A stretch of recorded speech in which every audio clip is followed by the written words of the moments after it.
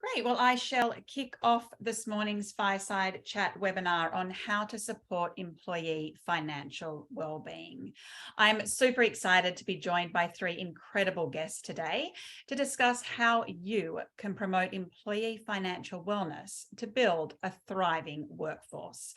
It's a really topical subject for us to be talking about, and we know employees want education and they want us as employers to care about their financial wellbeing. For those who haven't met me before, I'm Alex Hadding and I head up people and culture for Employment Hero. Before I introduce our incredible guests, just a couple of housekeeping rules. There's a Q&A box just at the bottom of your Zoom. If you put your Q&A in there, we will get to them at the end of the session. I encourage all questions and answers. I'd also like to note that today's session is being recorded and it will be made available on demand post the event, probably through an email received tomorrow. I'd also do need to point out a disclaimer that should be on your screen momentarily. And that really is just to let you know that today is our personal opinions and our professional opinions that we are giving to you. It is in no way, shape or form financial advice. We encourage you to seek your own financial advice through financial advisors that are in that profession and giving it to you personally. So again, today is our opinions, both professional and personal. Now, I'm absolutely thrilled to introduce Justin Joffe. Justin is one of the co-founders of Flux, which is a financial wellbeing platform that has helped over 300,000 Australians build financial confidence. Flux combines educational content, gamification, and data to drive financial well-being at leading retailers, healthcare providers, and tech companies in Australia. Justin is also the co-host of What the Flux podcast. Welcome, Justin. It's great to have you here. Thanks, Alex. Great to be here. Also thrilled to introduce Jane Monica Jones. Jane is Australia's leading financial therapist and pioneer in the psychological and behavioural issues within the money area. Jane is the co-founder of the Financial Wellbeing Company, which provides psychology and behavioural science-based financial wellbeing programs for employees. Jane is also the author of the financial therapy book, The Billionaire Buddha, and the host of the Financial Therapy podcast. Welcome, Jane. It's great to have you here. Thanks, Alex. Lovely to be here too. Thanks. Also thrilled to introduce Ben Martian. Ben is responsible for driving the government relations strategy, innovation, and technology for the Financial Planning Association of Australia and all of its members. Ben has been with the FPA for 7 years and has led the formulation of the FPA policy on over 500 submissions to government, Treasury, ISAC, and the Tax Practitioner Board. Welcome, Ben. Great to have you here today. Thanks, Alex. Nice to be here. Can't wait to hear what you all have to say, but let's kick off by defining what financial wellbeing means in 2023. It refers to a state of financial health or stability, which is characterized by the ability to manage expenses, to make sure you have sufficient savings, and to achieve your financial goals. It means you have peace of mind and confidence in your own ability to manage your finances, both in the short and long term. So why is it so hard to achieve? For those that don't know, wage growth in Australia remains stagnant, yet we all know the cost of living is rising. This is placing more stress on individuals to cover basic necessities, which could lead to an impact on their mental health. Based on a study by SHRM, would you believe 83% of HR and people managers reported that an employee's financial worries absolutely impact their performance at work? Furthermore, another study by PwC found that almost half of employees who are stressed, that they are actually stressed about their current financial situation and they are less productive at work as a result. Research also shows that a whopping 21% of Australians don't have access to $500 cash in the case of an emergency. That means that potentially 1/4 of your employees don't have access to $500 in case they need it in an emergency. Justin, I'd love to start with you. Why is financial well-being so important, and why does it matter to small to medium businesses? Thanks, Alex. Well, I think, as you mentioned, financial well-being is someone's ability to meet expenses, have money left over, and this is the ultimate goal for every individual. I mean, we want that for ourselves, we want that for our family, and as employers, we want that for our employees as well. But almost 50% of Australians feel like their finances are out of control. And as you mentioned, the cost of living just continues to rise faster than wage growth. So financial stress is increasing. So effectively, Australians are earning less today than they were 12 months ago. And overall, we're not equipped, or most people are not equipped to deal with the changing nature of the macro environment that we're facing at the moment. So sadly, people aren't incentivized to learn about personal finances until they start to see the consequences of actually not knowing it. And so, when your whole life is consumed by financial stress, it can manifest in a number of ways. Relationships with friends, relationships with family, and of course, in your workplace as well.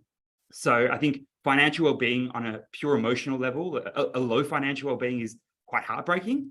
But from a business perspective as well, a financially stressed employee might also be impacting on a business. You mentioned a few stats before, but financially stressed employees have reduced productivity. There was a really interesting AMP report that said 12 hours a week are lost to financial stress.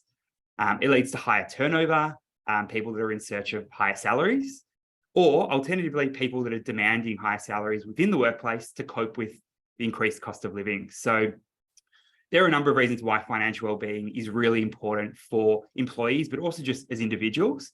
And I think one thing that we found from our large community, we did a recent interview or survey of the Flux family, and we saw that 48% of employees in workplaces said they'd be looking to explore a new role in the next 12 months, which we found pretty interesting. But when we cut the data a little bit closer and with a bit more nuance, we found that those with a higher financial well-being score were actually less likely to explore these new roles purely based on money. So we can see that employees that have higher financial well-being are actually more likely to be satisfied in their current role and less likely to have a cost on the bottom line of a business as well. Thank you so much. And Jane, we've spoken about financial literacy and well-being. What about financial capability? Can you speak about the difference between the two? Yeah, look, I think we often think that being good at money is just to have the knowledge, and that is, knowing about savings, knowing about investment products, understanding how to budget. But actually knowing stuff and doing it can be completely worlds apart. We need to be able to feel financially capable. And so when we talk about financial capability, we're talking about soft skills. A lot of people on the call today, in the HR area, we know and understand what soft skills are. They are confidence, they're empowerment, they are, can I manage risk? Can I manage stress? All of these things make us feel capable to do our financial lives.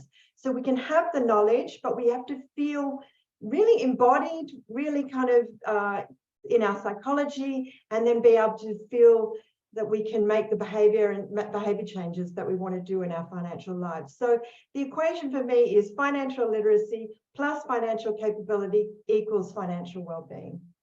Oh, amazing. Thank you so much, Jane. So look, by that, it looks like there isn't a one-size-fits-all approach to financial well-being for each employee. As an employer, though, you may not know what your employee is currently going through financially outside of work. They could be saving for their first car. They could be saving for a holiday, or they could have a major medical bill to pay, or they could even have a big credit card debt. So as an employer, you can offer support to your employees at all stages of their career. Ben, I'd love to turn over to you and ask you what are some key tools to promote financial well-being at every stage of a person's career. Thanks, Alex. And I think, to your point, everybody's got different financial goals and different objectives, and those change a lot as you move through your life. In earlier years of employment, you're probably looking to save for homes, save for marriages, save for holidays, and so having a good life. As you mentioned, once you get into your sort of middle career, you might want to be paying down your mortgage. You might have health issues that you need to be dealing with. You might be starting to think about your retirement. Obviously, as you get closer to your retirement, you're looking to make sure you got enough money to retire on, and knowing what you are how you're going to live comfortably through the rest of your life. And the really difficult thing often for everybody is to actually sit down and think about, what do I actually want to achieve? And the problem with your finances is often it's over a really long time, which is hard to picture, hard to envisage. So you often need help from somebody to start to think about, what are all the possibilities for my life? Which are the ones that I think are most important? Which ones am I going to prioritize? And therefore, what plan am I going to put in place to actually try and achieve those? So we think about money often as the money coming in and the money going out, and how do I stay out of debt? And there's this superannuation thing that's happening over there, and there's life insurance, which is over here. But all of that kind of means nothing if you don't actually know what you want to get out of your life and what you actually want to achieve and what you want to live with your life. Once you've got that, you then have to figure out the budget perspective. And so how do you make sure that what's coming in and what's going out what's going out isn't higher than what's coming in? How do you make sure you make the right decisions? You know, I love fidget toys, and I will spend lots and lots of money on fidget toys, but I know I can't because Lego's my other passion, as you might see. I know I can't because that doesn't help me pay for the school fees. That doesn't help me fix the car when it's broken down. So I need to have a plan in place to make sure that the money that's coming in is more than the money going out, and I've got my plans in place to save. For most people, that's a really difficult thing to do, and it's really difficult to stay on track over longer periods of time. And so you often need a professional to help you think about what you want to achieve. You need a professional to help you set up your budgets. You need a professional to help you stay accountable to your budgets. And that's where financial planners and financial advisors come in, because they provide that process to go through, where they help you understand what you want to get out of life, understand how to set up your finances so you can achieve it, keep you accountable to that, make sure you're not making mistakes with the types of financial products you're using, and keep you in control into your plan over time. And that your plan will change over time. There's a real risk at the moment with lots of social media, lots of social networks, and lots of ads on TV around different financial products, different financial strategies, that something might be flashy and exciting and might encourage you to spend money now or take on debt now. And there's a lot of risk around that, because if it's not in your plan, if it's not helping you achieve your goals, if it's not within your budget, then you can get yourself into a lot of financial stress and detriment, which, to the point you were making and the others were making earlier, that's where people start to make poorer decisions. That's where people start to get stressed. That's where life starts to become a lot more difficult.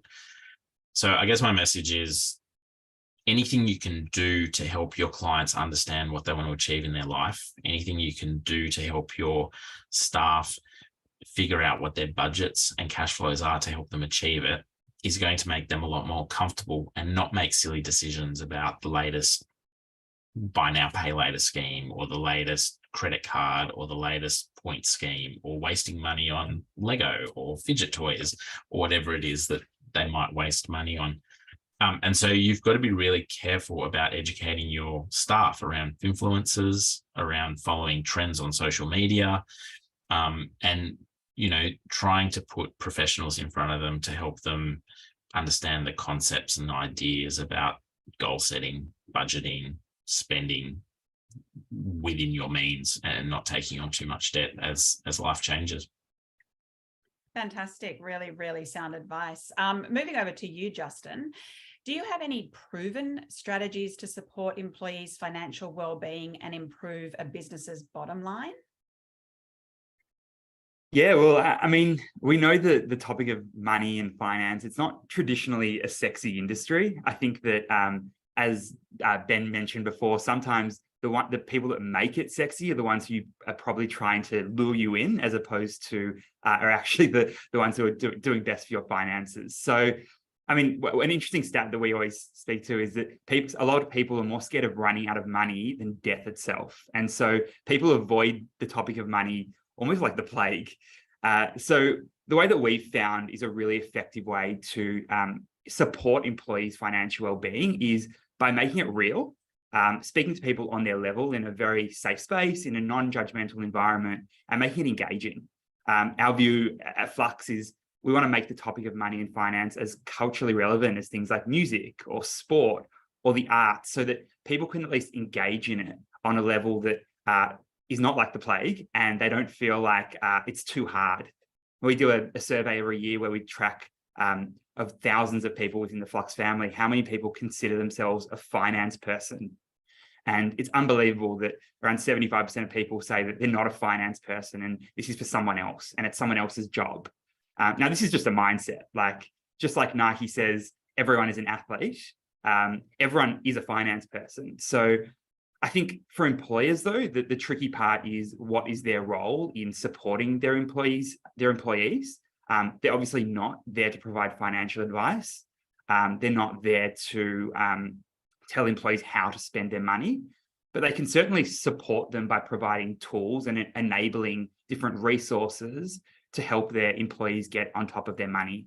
As an example, through the Flux app, we have a program called Flux at Work with major workplaces that you mentioned before, Alex. And we've seen that after 3 months, the data shows that 89% of employees have improved their financial well-being. So we have gamification in the app that helps Australians save over $45 million so far.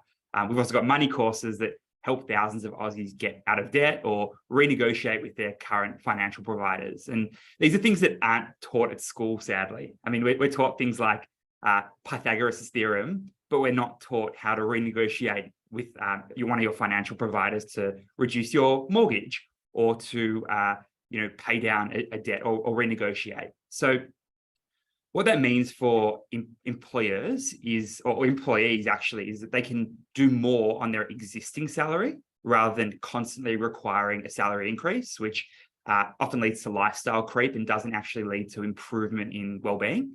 But for an organization, it means that you can actually extend an employee's pay without actually increasing that pay. And that's a really, really powerful way for businesses to improve their bottom line, is because they're allowing their employees to be more effective with the same amount of time on the same salary. Yeah, well, and first of all, congratulations. They are amazing statistics with your Flux family that you've managed to achieve in terms of their savings and their confidence. And you really touched on what Jane touched on before, and that is that lack of confidence can really lead to you not making the right decisions because you think you're not financially literate. And also touching on making wages go further was a really, really big one. And helping your employees with helping their wages go further is a really big way that as an employer you can help out. Jane, I'd love to move over to you to talk about financial challenges. How do we talk to employees about it? Justin made the point that we really need to make it not taboo. We need to create that psychological safety to allow people to have those conversations. But how do we do that? Yeah, it's exactly that. It's around psychological safety. Traditionally, we could say that, the reason why money is a taboo is because it has to do with a lot of shame. If we don't have enough, if we don't feel competent, if we feel that we're struggling. So understanding that it's a really tender subject for a lot of people is really vital. And that saying something like, we should just budget using cookie cutter strategies is not supportive for people. It actually just then shuts us down, makes us feel less capable. So what we do at the Financial Wellbeing Company is that we are bringing in psychological safety for employees, and that they can get a sense of how to actually, have those more challenging conversations and feel the community. It is the thing that we come to work as a whole person. We can't just leave our life at home. We come as whole people. And if we can create very safe organizations for our employees, we can then create cultures. And it happens, from work to then coming at home, that it becomes safer as well. So we have to kind of create those cultures, getting support from organizations like Financial Wellbeing Company, where we actually work with organizations to make more culturally safe and psychologically safe organizations, as well as not just having cookie cutter approaches. What may work for some individuals may not work for others, and having a suite, we have large suites of programs, both in financial capability and in financial wellbeing and literacy, that people can pick and choose, because the way people learn is very, very different. So we need to be able to offer our employees a way that they can approach something like money in their way. Often we think, okay, you just need to budget, but that actually can be very restrictive. I don't know how to budget, or the way I budget is very different from the way someone else may budget. So we need to give a real suite of offerings to, as Justin had mentioned, that different ways that people can approach financial literacy. Another really great sort of simple way is modeling. When we are modeling to say, I'm finding it difficult, this cost of living expense. This creates, it's really soft, simple nuances that we can create in our work environments that can be through modeling. That we're all feeling it, making it part of the language, making it part of seeing that this is true. We know that financial stress, the numbers coming out of the research, is that it is, if not the number one, because money is not money. Money is our issues of survival. Am I going to survive if I lose my job? And this is, am I going to put a roof over my head, food in my belly, and clothes on myself? So it is very, very loaded. And the safer that we can make our conversations about money, it just supports, not only our workplace, but certainly in our communities as well. That's fantastic, Jane. And you touched on something there around psychological safety, which I think is really important. And that was your example of modeling, which can also be termed as being vulnerable. I think employees often look up to leaders and just assume that we've all got lots of money and we're not struggling with school fees, or we're not cancelling holidays because we have no idea what the macroeconomic circumstances are going to be. We can see that there's a recession in the US and the UK. We don't know what's happening in Australia, and our wage increases aren't keeping up. So if you can be vulnerable as a leader and say you have cut back on an overseas holiday and you're actually just going camping or staying in Australia, being that vulnerability helps to make people think, oh wow, this is touching everyone and everyone's feeling it. And I think that's really important. Thanks, Jane. Can I just add something a little bit more? We often think that the people that are whether we're rich or poor, or we have a lot of money or a little bit of money, the way it affects our mental health and emotional well-being is exactly the same. So it is very universal, money. We often think that people that have a lot of money don't have money issues, and people that don't have much money don't know how to manage money. Well, actually, we need to kind of break down those narratives that keep people separated and making it feel unsafe for us to open up and be vulnerable. So we need to create that safety, and just to kind of pop those concepts that we might have that keep people isolated and feel challenged when they really need support. Yeah, absolutely. Such fantastic points. Thank you. Moving on to have a little bit of a chat about buy now, pay later, which is still unfortunately an unregulated market in Australia. So it means your employees, especially perhaps vulnerable or younger employees, might be getting themselves into debt for spending money they don't actually have. If unpaid, buy now, pay later loans can have an effective per annum interest rate of, would you believe, 276%. 276% interest these people are paying on buy now, pay later. So we need to really encourage employees who are young and perhaps not so wise to spend their hard-earned cash wisely. Statistically, 29% of us struggling or in serious financial difficulty are using buy now, pay later at least once a month. According to Equifax, buy now, pay later applications increased by 42.2% in the second quarter of 2022 compared to the previous year. And 33% of Australians have made a late buy now, pay later credit payment. So they're being impacted by that massive interest rate. Justin, let's move to you. Are you able to share some insight into the buy now, pay later in Australia amongst that younger generation? Sure. Well, I guess just to put everything into perspective, the RBA late last year, they said there were 7 million Australians that have an active buy now, pay later account. So just across the board, you think that's almost a quarter of, or more than a quarter of all Australians altogether. And it's no surprise, Australia pioneered the buy now, pay later industry. So it's definitely much more mature here than many other places. But more than 50% of the customers of buy now, pay later are between the ages of 18 to 29. So it really is, I guess, focused on a demographic that is underdeveloped often with regards to their financial capability, their financial well-being, and also just in terms of getting lured in by a lot of these shiny toys. So, a lot of the buy now, pay later is around retail. And I'm sure there'd be a lot of people on the call that have used buy now, pay later.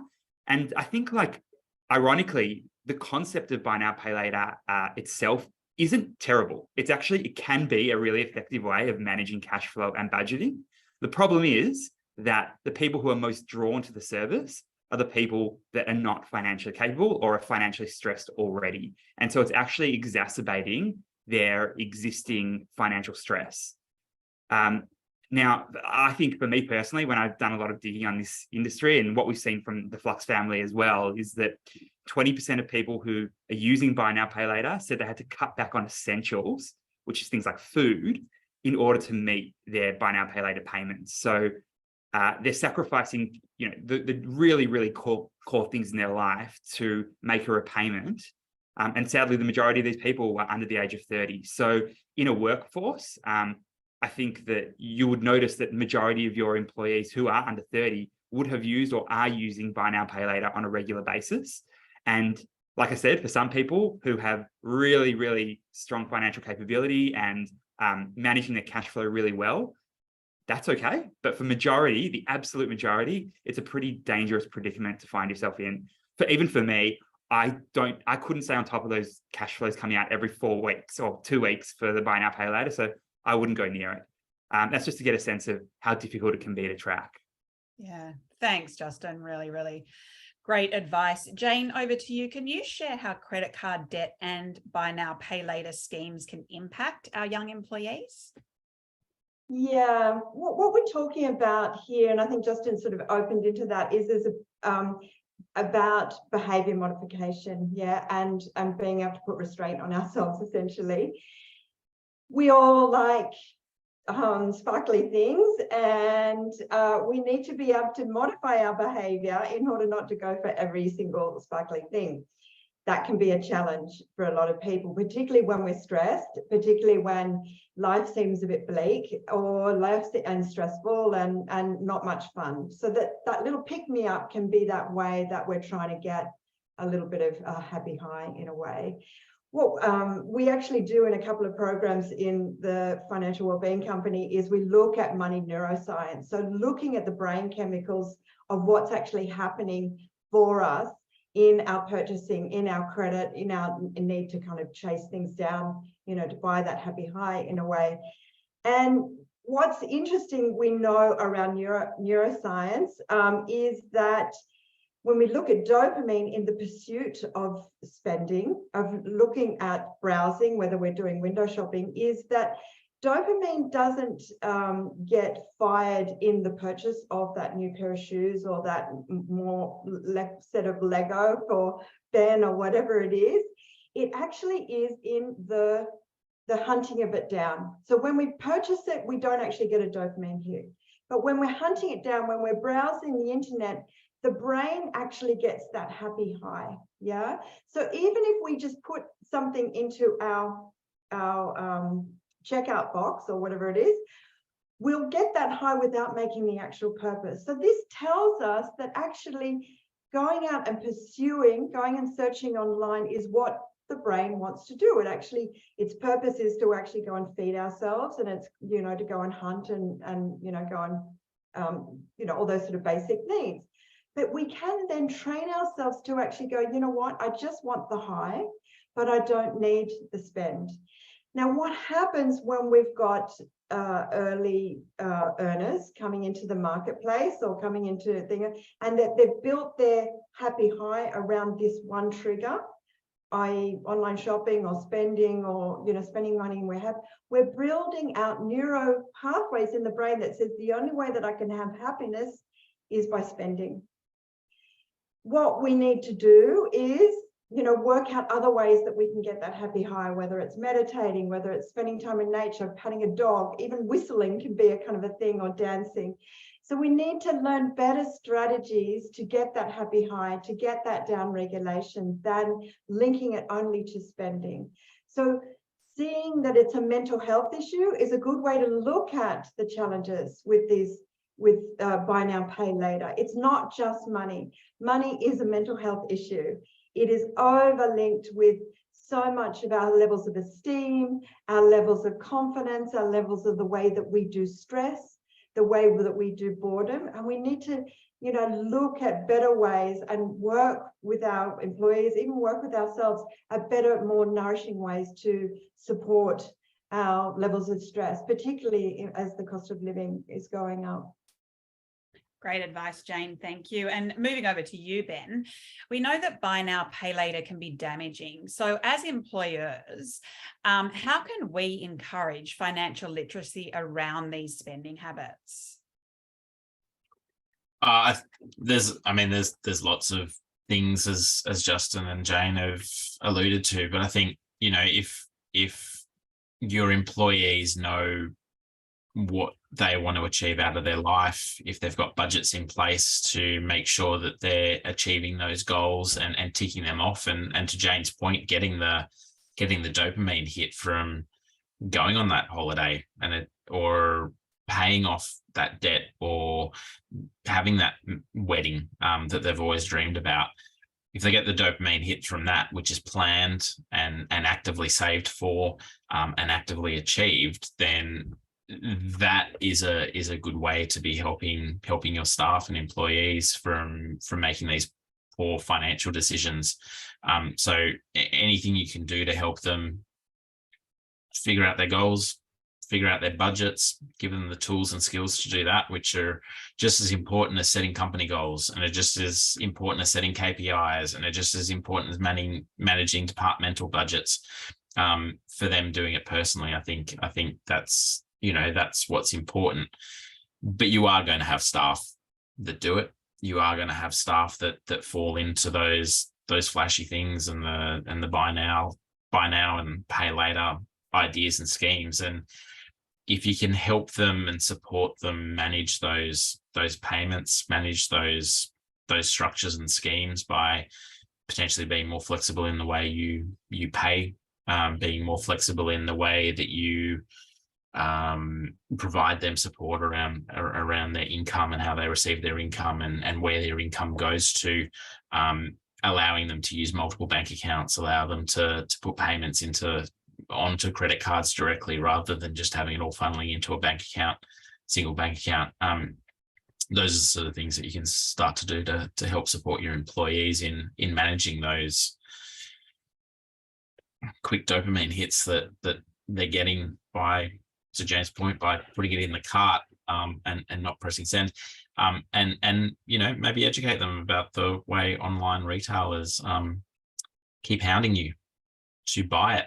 and press pay and take it on straight away, because they do all of that as well. And there's behaviors that aren't particularly good there. So I think there's things to talk about, but help them figure out their goals, help them figure out what they want to get out of life, help them learn how to budget and manage their budgets, and help them with those skills as much as you're helping them learn the new technique that they need to do their job, or the new skill, or sending to education around other things. If you can help them with that, then to the point of Justin and Jane have already made, that's going to make them happier employees. That's going to make them more productive at work, and that's going to be better for you and your company. Great advice. Thanks, Ben. And Justin and Jane, do you have any other thoughts that you'd like to share before we move to audience questions? Yeah, I guess one thing for me, and this is something we think about a lot at Flux, is if you take a step back and you think maybe 20 years ago in the workplace, the main focus in the workplace is around physical health. How do we improve the physical health of our employees? And then you fast forward to maybe 10 years ago, and the main focus was around how do we improve the mental health of our employees, or the mental well-being of our employees. Right now, it's the biggest cost of living crisis in the last 30 years. We've seen inflation go up faster than it has in the last 30 years. And really the question that all workplaces should be asking themselves right now, if they haven't already, is how can I best support the financial well-being of my employees? Because right now, I personally believe, and our team believe, that we're just at the tip of the iceberg, sadly. And this problem, or the issue around cost of living, is continually going to grow over the coming months as interest rates increase, as inflation continues to increase. So I think whatever the solution is, it's important for all workplaces to start thinking about a financial wellbeing solution, because what we're hearing from a lot of our clients right now is that masseuse who's going around giving 5 minutes to every person around the office isn't actually creating material improvements in the workplace. So it's time to start thinking about financial wellbeing as one of those key pillars, just like mental and physical wellbeing too. Yeah, no, great thoughts. Anything else from you, Justine? I'll say that's me, Jane. Sorry, Jane. Yeah, absolutely. I mean, it is front of mind. It's one of the most stressful areas that we have in our life. There was some really interesting data that came out of the Ilian report in 2020 that the drawdown from superannuation that a lot of people took advantage of, that was to be supporting in turbulent times. I think 69% of it got spent on alcohol, takeaway, food delivery, and online shopping, which indicates that under adversity, we don't behave very well. And it's just the way we are. When we get stressed, we don't make sound, grounded decisions. We need to have, as a culture in Australia, to say that, it's actually okay that we all didn't get the best starts in life around financial literacy and financial capability, but that is a movable beast, and that we could be, really world leaders in being able to enable our people to actually say, what, financial, mental health, financial well-being is really crucial. We are holistic individuals. And that we, as Justin's point, we are at the forefront at the moment of offering these offerings to people in Australia. So, to be a kind of a unique public, value proposition for employees is to have financial wellbeing programs, whether it's what we do at the financial wellbeing company or what Justin does, and that whatever those programs are, have for different life stages, different types of people, that they're kind of broad and offer a lot of benefits for your employees. That's great advice. Thanks, Jane. And, I think the real takeaway there is that, as we've moved through time, there's always been different focus on what employees want from us as employers.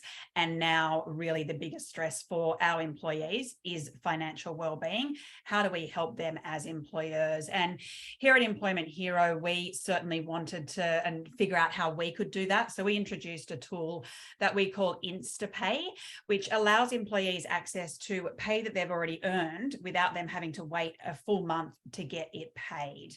Our thought process was, why shouldn't employees be able to access pay that they've already earned? It's sitting there. They just haven't been paid because they're sitting on a monthly payroll. And we, in fact, polled some of the employees that used InstaPay last year to see what they were using it for, to really understand, were they using it and why? And we found out that one user used it to pay for doctor's visits for her son who had a heart condition.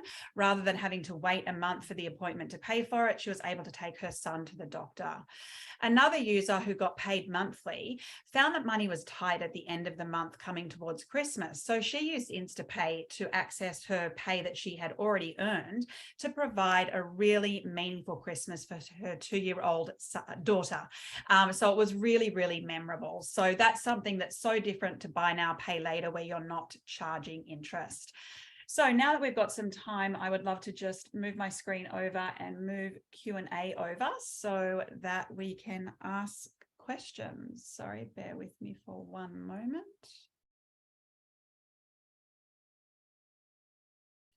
Okay, are we shy? No, we do have some questions. Fantastic. Hi there. Can you repeat the % of employees looking to change the job in the next 12 months? I think that was from Flux, correct, Justin? Yeah, that's right. In our survey, we found that 48% of the Flux family, it was around 2,500 people responded to the survey, were looking to explore a new role in the next 12 months. But as I said, cutting that a little bit further, found that those that had a higher financial wellbeing score actually were a lower likelihood to look for new roles. Yes, and we've found exactly the same. We did a remote work study, and as we all know, this is the time of year where you see most people looking for a new job. And so for some people in their minds, if they are struggling financially, they will jump for that extra $10,000, especially that younger generation. The next question, how do you ascertain someone's financial well-being? Do you ask a specific question, or is it an index based on a number of questions? Anyone like to take that? Yeah, I'm happy to take that. Sorry, Jane. In terms of how you define it, there are a number of different tools that have been created, or research-backed pieces that have been built to build a financial well-being. Now, obviously, nothing is perfect, but the Melbourne Institute and the Commonwealth Bank did a research piece measuring financial well-being based on subjective and objective numbers. That's how people are feeling, but also objectively how they're spending. Now, it's probably not something that employers can ask their employees, but it's something that we've actually built within the Flux app. So we ask these questions and then actually anonymize it and share it back with workplaces so they can get a sense of how their overall financial well-being of their staff are and make certain decisions based on that information. Fantastic. That's really great insight. Also, if you don't have access to something as sophisticated as that, you can simply send out an anonymous survey to your employees and ask them, what are they most worried about, and include their financial well-being in that, and what would they like? Education, webinars, what would they like from you as an employer? Getting that direct feedback can be really, really valuable. The next question, only 1/3 of Australians have income protection insurance and decreasing with rising costs. I had mentioned that 21% of Australians don't have access to $500 in the case of an unexpected emergency like an injury or an illness, which is worrying with the rising level of debts. Can you see employers stepping up here and filling the void as part of a duty of care to employees? Will we see a rise of employers sponsoring income protection insurance as a financial wellness benefit? I'm not sure if anyone has input on that one. Given their complex financial products, I might step in with that one. I think I've actually been lucky that all of my employers have offered income protection policies, but I think the other confusion there is a lot of superannuation funds have it built in, and employers may have superannuation schemes where they think it's there, and whether or not it's to the level you need, whether or not it will actually pay out when something happens is the difficulty around superannuation. And it can also have detrimental effects to your retirement balances. So it's something that employers should probably be thinking about. I think it's a nice, it gives them a safe feeling that if something happens to their employees, that you're looking after them for the long term. For employees, it gives you a nice sense of safety that if something happens to me and I can't go to work for a while, there's an insurance policy there that's going to look after me and make sure that I can still pay my rent, still pay my mortgage, still put food on the table, pay medical expenses. And if you buy it in large enough amounts and quantities, depending on the size of your workforce, it's often not a particularly expensive employee benefit for employers, because you're building it over your entire staff. So as I said, I've been lucky that I think I've always had it with all my employers, and it's probably something that, again, it's a complicated financial product. Employers probably aren't thinking about it, but when you do think about it, it makes a lot of sense. So again, something that you can talk to financial planners, financial advisors about as an employer, to think about what the needs of your whole employee set are. Fantastic. Thanks, Ben. The next question is, what can we do as an organisation to help our team improve their financial wellbeing? Pass that one.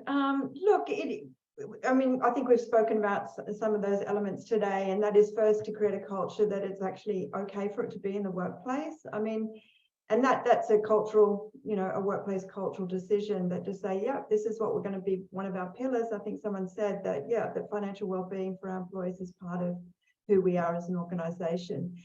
Two, look at what's out there, whether it's something like Flux, whether it's what we do at Financial Wellbeing Company, whether it's we do on-demand and on-site training, whether we're looking at, the elements that Flux does around gamification and doing an app. You need to create a suite of what those offerings could be, just because, that we've got to think about, who your demographic is something. If you've got lots of shift workers, it might be really challenging to get on-site programs in, but then you might have on-demand program would be really supportive.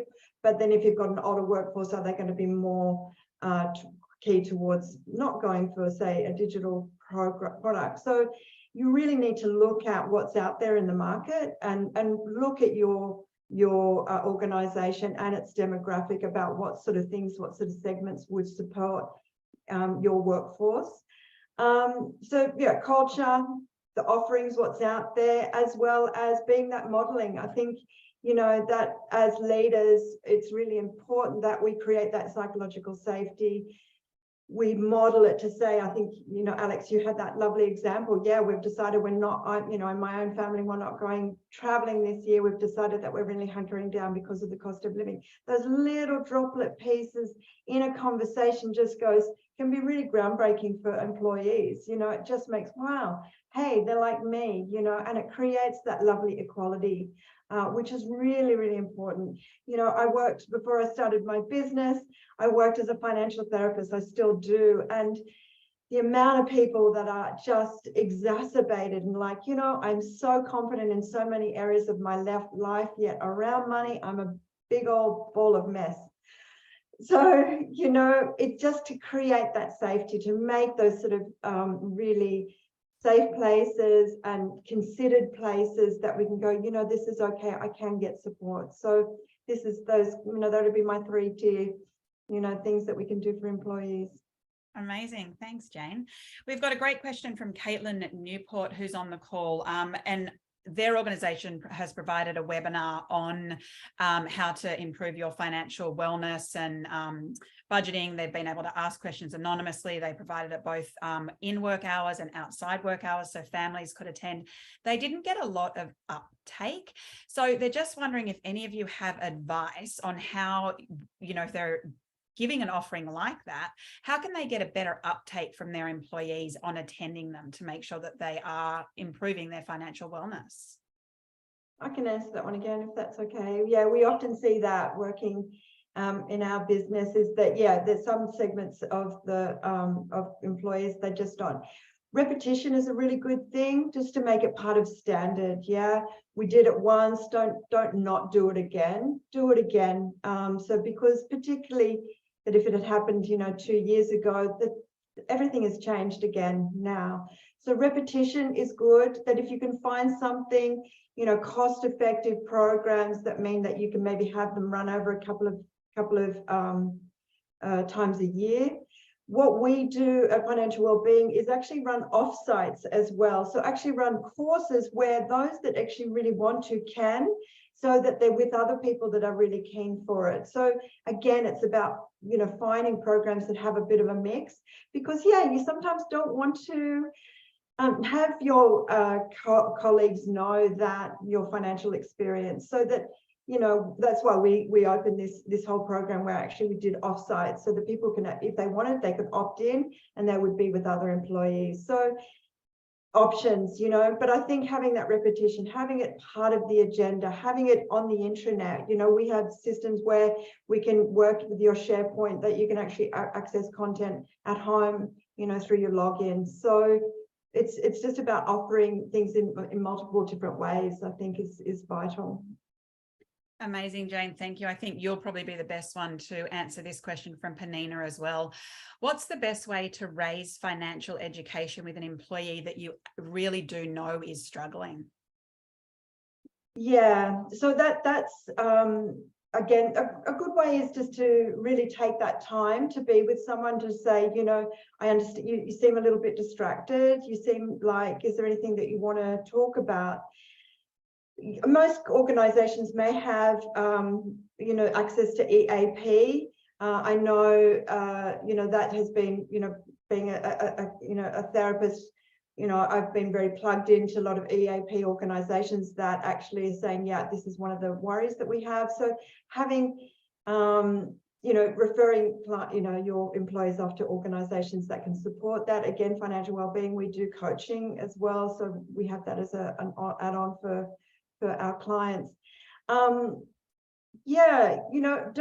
go beyond your scope. Your capacity is probably a good thing. Know your limitations, but offering, I know that we're giving away some where to get help. I think a take-home pack that we're giving to the attendees here today about where you can get help. That could be financial counselor, that could be financial planner, there could be the National Debt Helpline. So we've sort of compiled a bit of a pack for take home for people to support that. But just knowing as an HR person, what's your kind of duty of care to what's best to actually refer out to, and having plenty of resources is probably going to be best part of your arsenal for supporting people.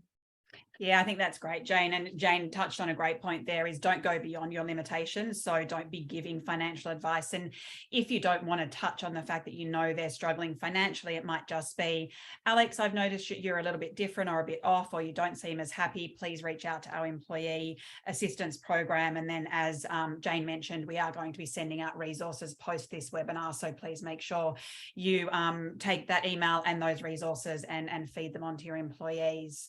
We do have time for another couple of questions. In this environment, many employees are expecting salaries to keep up with inflation and can make their pay quite singularly responsible for their financial well-being. Would love to know how HR peers are managing this expectation. So I'll start with that, and then anyone else can jump in afterwards. I think it's about transparency.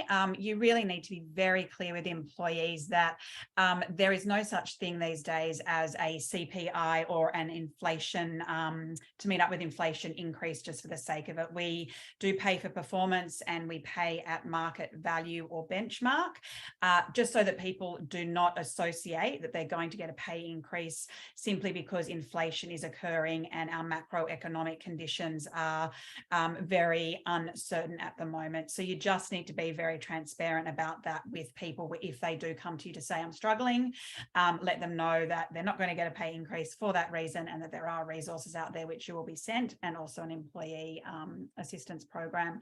Not sure if anyone else has advice on that one. No. Great. The next one was involvement of employer in the personal life of the employee is still very difficult to navigate through from many aspects. Where are the borders for such engagements, and how do we do it fairly openly and not too personally from a legal perspective? So if we, as an employer, contact advisors like Flux to help, what sort of costing does it involve? I guess that one's over to you, Justin. Sure. So I guess, from a legal and personal perspective, I think one of the most important things, and Jane referenced this before, is being able to model to people what you're experiencing in your own life, or what the organization is experiencing as well, because it will encourage people to come forward and speak about their experiences as well, without having to pry too deep, because that's actually not your responsibility as an HR manager or head of HR. In terms of just connecting this to one of the previous questions as well, with engagement within different programs, I think one of the challenges for a lot of programs is if they are a one-off challenge or program, people come only at times in which it's relevant to them. And so if they're not experiencing some financial stress or financial pain today, they might not come to the workshop today. But in a week's time, that's not to say that it doesn't exist or it won't rear its head. So that's why it's important, or in our view, it's important to have an ongoing program over a period of time, because then people can tap in and out on demand as it's relevant to them. And secondly, the topic of money is traditionally boring. So you need to make it fun. And we throw in prizes and gamification and a whole range of things to actually draw people in so they can actually try it for the first time. And then generally we find they create a habit out of it.